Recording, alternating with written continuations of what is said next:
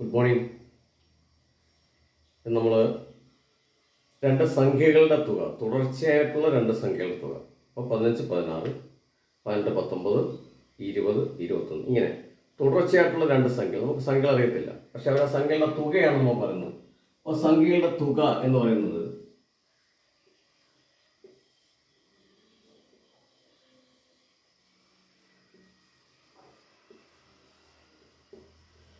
33.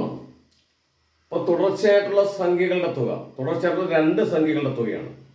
അപ്പോൾ ആ രണ്ട് സംഖ്യകളുടെ തുക എന്ന് പറയുന്നത് 33 ആണ് എങ്കിൽ ആ സംഖ്യകൾ ഏതൊക്കെയായിരിക്കും?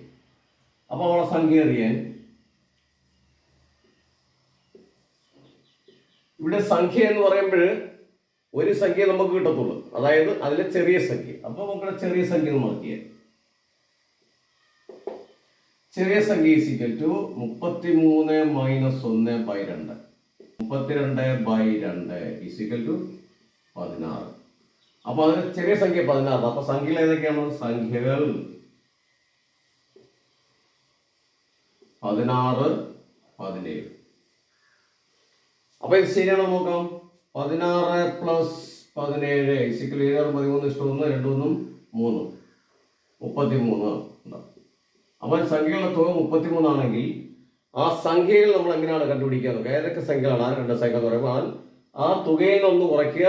ഒന്ന് കുറച്ചിട്ട് തന്നെ 2 കൊണ്ട് ഡിവൈഡ് ചെയ്യുമ്പോൾ നമുക്ക് അതിൽ ചെറിയ സംഖ്യ കിട്ടും. അപ്പോൾ നമുക്ക് സംഖ്യ എഴുതാം 16, 17.